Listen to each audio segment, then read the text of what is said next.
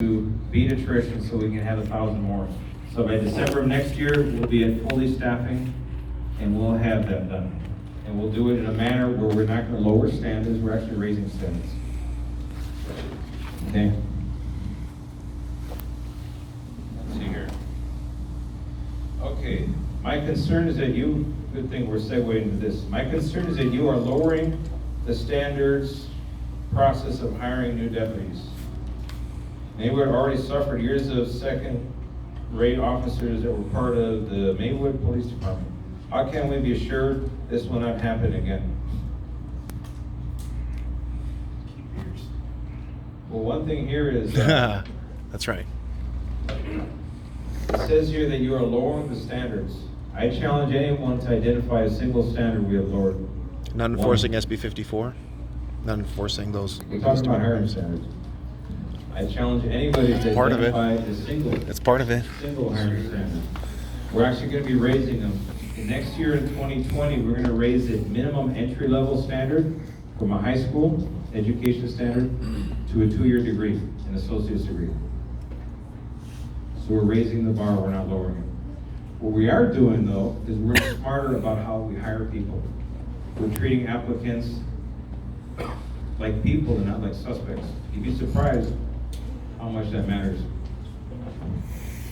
And we're looking through all the systems to see where we've gone wrong. Why does it take 13 months to hire somebody when other agencies are hiring in 90 days? So we're gonna get to the 90-day model. Now we've dropped it down to 4 to 6 months from 13. So that's a plus.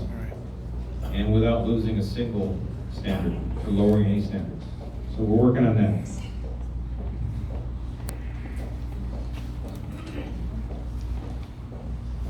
Okay. Wow, he's having trouble, isn't he?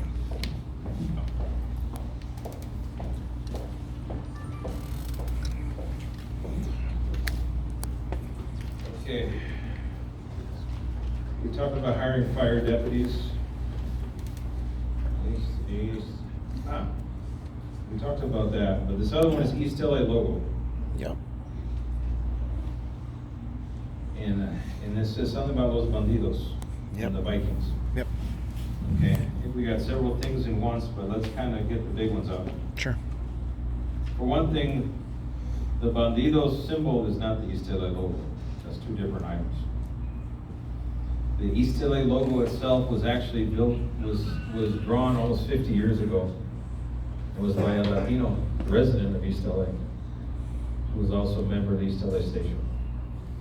And I know some people in the media are trying to depict that as something sinister. It's not. We have 23 patrol stations. We have 23 patrol station logos. Just like the USPS has their logo, every station has a logo. Every military unit has a logo, has a patch. It is morale, esprit de corps, camaraderie. It has nothing to do with anything sinister. As people may try to paint it that way, no, it's not. Now, if I go down to talking about the Bandidos and the Vikings, now we're looking at things that are troublesome. And what's troublesome is the behavior. The behavior was unacceptable. Deputies beating up deputies. Yep. Or back in the 80s with the Vikings and the findings from the federal judge that they were a lot of negative things. I think neo-Nazi, white supremacist, you fill in the blank, and they were accused of mistreating residents of Linwood. Okay, and that was a finding from a federal judge back in the 1980s. That finding has been troublesome since then to this day. It has haunted us. This Bandidos things kind of brings it in a new light in today's time. However, we can only go by the actual actions, the behaviors of the personnel involved. Because somebody wants to call themselves whatever they want to call themselves, there's a strong case, the First Amendment case, that they have a right to call themselves what they want to associate with who they want to, and use whatever symbol they want to. The only time that I can intervene as an employer is when it involves their conduct as an employee. Then I can take note. And after what happened with East LA back in, I think it was September of last year, about right? We took all the action that we could decisively. We're investigating matters criminally, we're investigating matters Administratively, those investigations have not concluded. They should be wrapping up fairly soon, and we'll make decisions based on the evidence that we derive from that. Problem is, when you have a big melee or a big fight, you start picking people apart, interviewing them. People start, well, I don't know who did what, or I'm not too sure, and then it doesn't look as obvious as it did at the beginning. Because of the evidence, the recollection of events, and what we have, what we attribute to one person or another gets mixed up in the process. But we're gonna do our best to sort it out, so the end result will be something that we can rely on to then make those employment decisions. But in the meantime, we did remove key personnel. And those things like that, just like the Vikings in the 80s, the Bandidos of 2018, it's a failure of leadership. That was supervision that was non-existent. Okay. That was station level leadership that was looking the other way and pretending that something wasn't what it was. And a lot of it had to do with hazing of new employees and generational conflicts.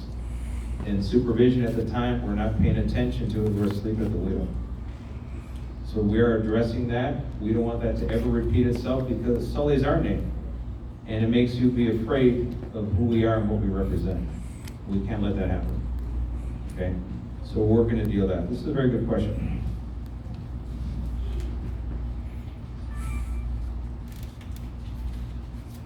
Okay. Well, I actually got through all the questions, believe it or not. And I want to thank the city of Cudahy, the city of Maywood. How about my question? For your You didn't read my question. You didn't read Turn my in a question. question, the young lady over there, And I want to thank. and I wrote the Captain time on it, Chavez, 6:19. Cindy Beers. And I want to hand the mic off real quick. Where is Lieutenant Beers? Where you go? Something that was not brought up in the cards, but is something that's a topic that always concerns us. More and that's- questions right there. That's the issue of homelessness. All right. Okay, so there's more questions? More questions right there, sir.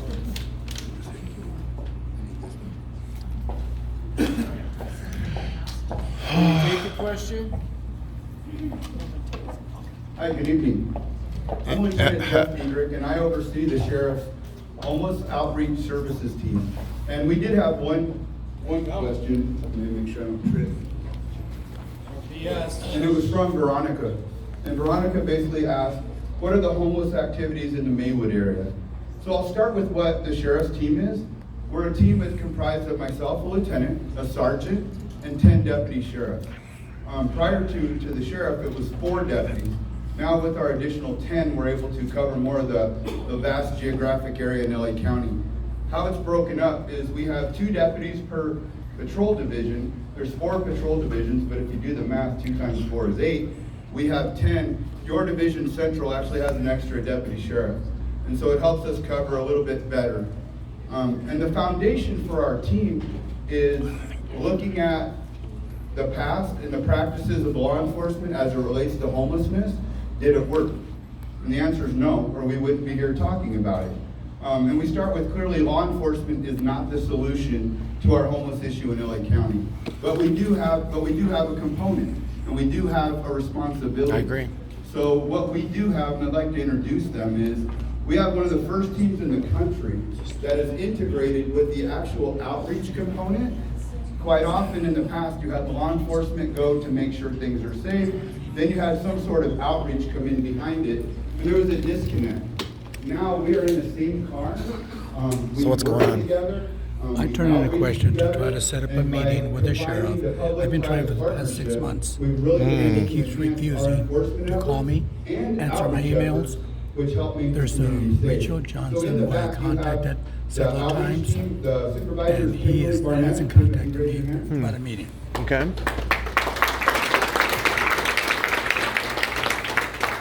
And then her partner, another supervisor, Brenda Gonzalez. And then the people, and we'll discuss it here in a second, that's really been doing the outreach here in the LA Riverbed alongside Deputy Rodriguez from your station is Yuli and Grace. Okay. Dan and Dale. And Cindy and Jessica. So to be concise, basically the sheriff's message to us was of service. And that's what we're about, is to serve the community. So in doing so, our policies are very clear. A deputy sheriff may and shall enforce the law at any time. So there's nothing in our policies that restrict a deputy from enforcing the law, but what it also does is it gives deputies the latitude for a low-level act of living, such as a drunk in public. If we have the opportunity to connect that person with one of our heroes from outreach, which then gets that person help instead of going to jail, that's a positive. And we're hoping that with our innovative team, and that we've had unprecedented support from the sheriff, that it actually shows results here. To answer her specific question, I would say the most activity my team does in your area and with Deputy Rodriguez is in the LA River. The homeless encampments that we encounter there seem to take up most of our time here. Now, saying that, by issue of those experiencing homelessness in LA County, while we're here, we could have another situation pop up somewhere else. Yep. But that's the blessing of our system. We work together by having the sheriff's host team embedded also at the stations. We get that real-time information to address encampments now, not 6 months later, not a year later, to address it in real time so it doesn't grow. And so those people that are homeless at the time don't become entrenched in that environment to where they start adapting. We want to break that cycle, not involve incarceration, but we will if we need to, and connect those with outreach. Are most homeless mentally ill? Is that the case? His question was, are most homeless mentally ill? Is that ultimately the what answer is I don't know. I know that we do encounter a lot with of what you're people encountering. who are homeless who are mentally ill, and that's where also, under the sheriff's leadership, we've had a change on our department to where our mental health evaluation teams are now in our bureau. We're together. That's what I'm hearing. So, that's a lot of the in addition to issue. my host team, we also have a 2-person mental evaluation team that goes out with us. So we are able to address that on a global level with tools that we didn't have before. Okay. Excuse me. I'm an activist for homeless for the simple fact because I'm homeless. And I'm here today with my little baby that's 5. So they should, it closes shelters for me because I don't have a mental problem. I'm not an alcoholic. And I want to shed light that maybe the sheriffs could talk with the homeless. Well, you just and got if you lucky. guys could help us, like get into a shelter if you brought us. You know, You like, just got lucky. huh? Just don't leave here because I'll connect you with someone before we Yeah, leave. you know, because, and then I just really want to share like that it's not mental, it's single moms that left a domestic violence relationship. Because I can't take the beatings no more. And I don't have a mental problem, but I'm gonna get one if I don't get help. Yeah, And just to show I you, agree. and man, my value, Absolutely. and it's important because that goes back to the sheriff's message of service. While you're talking to me, the supervisor from the outreach team is texting a battered women's shelter because I can see her right now. And so don't leave, please connect with them before you walk out. Also too, Sheriff, you guys, the funds for Maywood, like the YMCA, they really help us. And you guys are getting funds to places that don't help us, that close the door because I'm Hispanic. They'll literally tell me, oh, stay in East LA, stay in Cudahy. And so you guys, if you're gonna get the funds, you need to work with this in the community. It's messed up. That it's going to help us. Thank you for your time. Good luck, man. Thank you. It's awesome. Thank you for what you're doing, what you're going through, and it's tough. Gracias. It's a tough road. Porque es no nomás por las mujeres de estas drogas y cosas así, es por las mujeres de estas solitas, ¿entiendes? En la renta cuesta mucho, mucho. Yo estoy trabajando nomás part-time.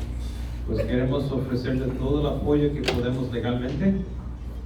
Y según eso, como dijo el teniente Diedrich, no te vayas de aquí y queremos juntarte con los recursos necesarios. But then another thing, Sheriff, the domestic violence, with the thing about that, then they treat us like we're an inmate. Oh, you can't go outside, you can't touch your relatives. And Yeah. come on, you know what? Like, it has to have a balance. It has to have a balance. And I know, I just would like to shed light that you guys work with us so we can work with you. That it's not, you know, for instance, I want to get a place, but it costs us $3,000 to move in. I just need $1,000 to move in, then I'm okay. One of the, I Damn. don't want to say blessings, but I think it is based on the past. One of the issues that came up with the homeless initiative, which was a large infusion of money into the LA County Right, homeless exactly. delivery system, and then the voters passed Measure H. Right. In Measure H, it opened doors to different solutions And so you will find that, especially in domestic violence situations, that it is not incarcerated type shelter. And I can tell you, I just got a thumbs up, so we may have some good news for you. And we can talk after, but to more address his question, Sure. those that are homeless in LA County cover the entire gamut. Okay. There is no race, there is no gender, Right. there is no creed. Every single person we come across is unique. The blessing that we have with this kind of support is be able to take the time to connect with those in a legitimate fashion, Okay. absent going to jail. Because in the past, if you call a cop to address this, your options were what? Jail or drive away. And the burden was put on the law enforcement. And so now that it's acknowledged publicly and globally, that law enforcement's not the solution, with his message of service, that's where we're seeing change. So thank you, and we'll talk with you after. I appreciate, and I have a son that he runs for the fallen officers out of the Bless him. and he runs and he gets the awards for the fallen officers. No, and we strongly encourage, and quite often sometimes there is a public stigma, is what we encourage those who are homeless to be able to come up to any deputy sheriff and ask for help. And once we turn that, and we're seeing it countywide, but we don't tell those stories. You don't see the host team saved 4 lives today. It's just what law enforcement doesn't do. Because traditionally, us doing that, we're viewed as weak by the public, right? You Not want to to see me. gangster off the street, 3 guns, 2 kilos of coke. Well, we're starting to tell now that we have the Sheriff Villanueva, the story of helping people and serving. So as we tell that story, we look forward to showing your success here soon. I appreciate it. Thank you. We got 2 more questions. This one in Spanish. Estoy súper preocupada porque donde yo vivo siempre está una persona gritando, tomando droga y siempre mis hijas se asustan con esas acciones del Señor. Por favor, hagan algo al respecto. Pues sí, queremos hacer algo. ¿Es usted, señora? No te vayas de aquí. Quiero juntarte con los oficiales de estación, con el capitán Chávez. Tenemos un equipo que se llama Mental Evaluation Team, el equipo de evaluación mentales. Se junta un enfermero psiquiátrico con algo así. Los dos están capacitados para enfrentar personas que están sufriendo con enfermedades mentales y para buscar una solución de plazo largo. No algo instante de llevarlo a la cárcel y sale al día siguiente y se repite lo mismo. Es lo que creo que han hecho, pero regresan. Sí. Va por él y regresa y quiebra vidrios. En el correo de aquí de acá, yo dividí la pared. Yo vivo en el lado de las tragas. Ajá. Y mis hijas siempre están diciendo, mami, ¿por qué está gritando? ¿Por qué está tirando vidrios a la pared? Yo ya estoy cansada, vivo ya aquí 10 años. Y esta persona está haciendo eso. Mis hijas ahora lo están viviendo. No, vamos a tener más detalles, necesitamos, pero vamos a hablar con el capitán. Es lo que le iba a decir, porque el señor que dice mi vecina ¿A usted lo conoce? 3 veces ha quebrado el vidrio y él tiene Persistent. un lugar donde está en Convalescent Center. Yo no puedo llevar donde su Convalescent. Ajá. Ese Convalescent cobra por él y lo saca a la calle y esta es la pasada para la escuela de los niños. Está a 100 pies de la escuela de los niños. Y yo le he dicho a Cintia, este señor no se lo quiere llevar el sheriff. Viene, no sé qué hablan con él. Y estamos cansados porque, como dice ella tiene sus niñas chiquitas. Y en sus locuras avienta las cosas y los niños y empieza a aventar las botellas. All I know is that some guy is drinking and he makes a lot of noise and he's doing it near the children. Their concern is about a gentleman, looks like he's suffering some type of mental illness. He's breaking bottles, he's yelling, he's creating a ruckus and causing concern about the safety of their young daughters that live in the neighborhood. Apparently 2 different people know the same individual. And we have a mental evaluation team. It's a deputy paired with a psychiatric nurse. And they're supposed to assess the situation and find some suitable placement and an outcome for the individual that's long-term. It's not just a revolving door in and out of jail, which doesn't do us any good because the problem just repeats itself, rinse Yep. and repeat, go back to square one. Hoy andaban So- mostrando los traseros. All right.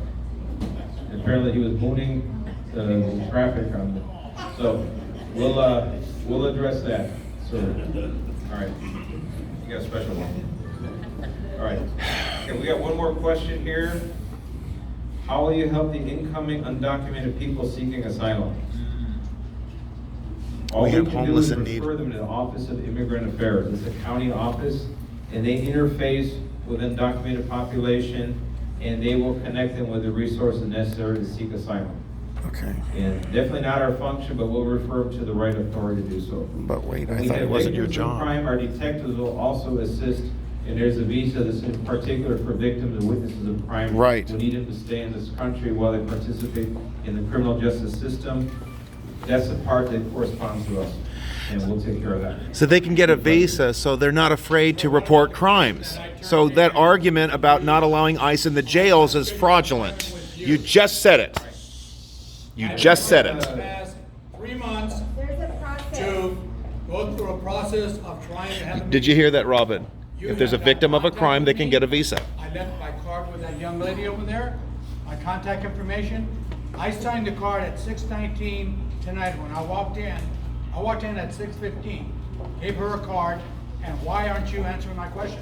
Sir, we will address that. If you do have one more question, we will certainly meet with you. Mhm. Okay? Thank you so much. Okay, but you just We said- hear you, absolutely. And you said it, Thank you for Sheriff. being here. Someone who's a victim of crime who's here illegally can get a visa. You just said it. So thank you. So we'll go You ahead just and said it. process. So this garbage about keeping ICE out of the jails This is one in garbage. Spanish. It's a little bit hard to read. So David Perez. Did you hear that? Thank you, David. Robin, for did being you hear here. that? Okay.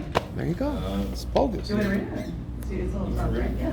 Señor And I've Moreno, got 'em on bienvenido. record. Y me dice si lo digo mal, ¿no? Gracias por visitar nuestras comunidades. Tengo una pregunta. ¿Por qué, ahí sí que no entiendo, sleepers, sheriffs, sheriffs no enforzan leyes de tráfico? Mucha gente muere en bote, emborrachadas. Sounds like drunk driving or something. Conductores irresponsables manejan a la velocidad. Usted dice velocidad alta. Usted tiene velocidades. Okay. Concerns of. Y esa es la ciudad de Carajero, Maywood. En la Maywood. Ese es un problema muy común en muchas comunidades. En particular cuando tienes una sección de carretera que es recta, sin curvas, sin pares ni luces, semáforos. Sugiere a los conductores de autos que aceleran la velocidad y causan muchos problemas. En particular cuando está próximo a un hospital, una escuela, por ejemplo, donde están los niños jugando, es una preocupación.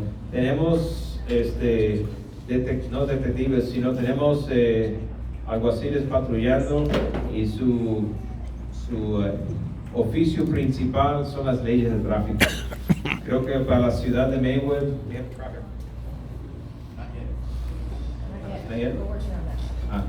la ciudad de Maywood están trabajando para recaudar los fondos necesarios para tener un alguacil dedicado understand some of it. exclusivamente a las leyes de tráfico y para reducir la velocidad de todos los autos que están corriendo por la ciudad.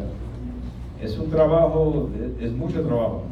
La ciudad de Carajé tiene uno dedicado a esa misma posición y por lo general operan durante el día cuando están la mayoría de los accidentes y están los niños en las calles yendo a la escuela o regresando de la escuela.